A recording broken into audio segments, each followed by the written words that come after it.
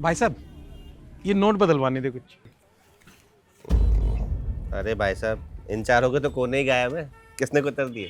चूहों ने कुतर दिया भाई साहब। कमाल है, लोगों के पास पैसा नहीं है, आपके पास नोट चूहे कुतर रहे हैं। भाई साहब जब आदमी की किस्मत खराब होती है ना तो ऊँट पे बैठे हुए आदमी को भी कुत्ता काट लेता है। तो भाई साहब, किस्मत के भरोसे बैठना ही क्यों है? कर्म करिए, थोड़ा पैर ऊंचा करके बैठिए, कुत्ता नहीं काटेगा।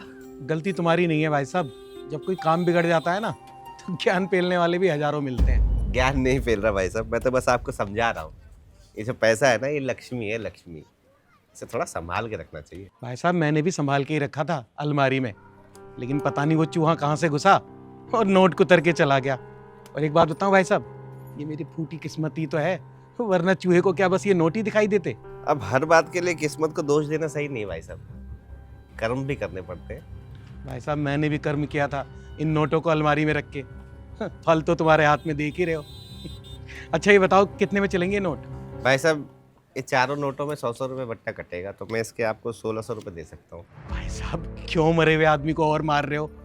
50-50 का बट्टा लगा लो, 1800 रुपये दे दो। नहीं भाई साहब, इससे ज़्यादा नहीं हो पाएगा, 1600 ही दे पाऊंगा। बाकी अगर आप इसके चारों कोने ले आते हो तो कुछ ज़्यादा दे दूंगा। इतना अच्छा भाग्य नहीं है मेरा कि मैं घर जाऊं और इनके नोटों के टुकड़े ढूंढ के ले आऊं और मुझे मिल भी जाएंगे।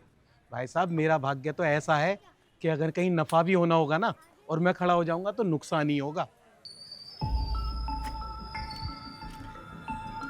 एक बात बताइए भाई साहब, आपका किसी बैंक में लॉकर है?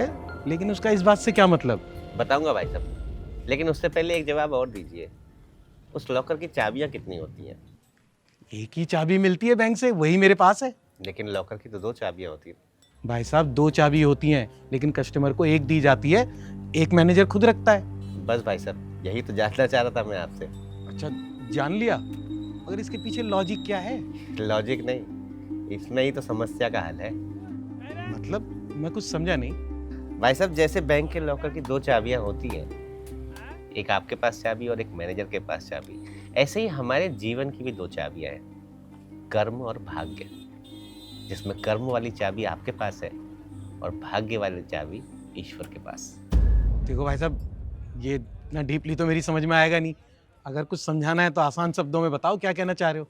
वही समझा रहा हूँ भाई साहब। जरा दिमाग लगाकर सोचिए कि आप अपने बैंक के लॉकर की चाबी लेकर बैंक जाए ही ना, वहाँ मैनेजर कितना भी तैयार बैठा हो, क्या वो लॉकर को खोल पाएगा? नहीं। नहीं ना। इसी तरह भगवान आपके भाग्य की चाबी लगा भी दे, पर आप कर्म की चाबी लगाना भूल जाओ, तो आपके सामने से कितना बड़ा खजाना हो, हाथ से निकल जाएगा। इसीलिए मेरा मानना ये है कि सिर्फ भाग्य के सहारे मत बैठिए, कर्म भी करने पड़ेंगे, वरना आपको उतना ही मिलेगा जितना कर्म करने वाले यानी मेहनत करने वाले छोड़ देंगे। एक मिनट। हेलो, अरे मैं ये नोट वो कुतर गए थे ना चूहे, उन्हें बदलने आया था। अच्छा अच्छा, चलो ठीक है मैं घर आता हूँ। भाई साहब ये नोट मुझे वापस दे दो।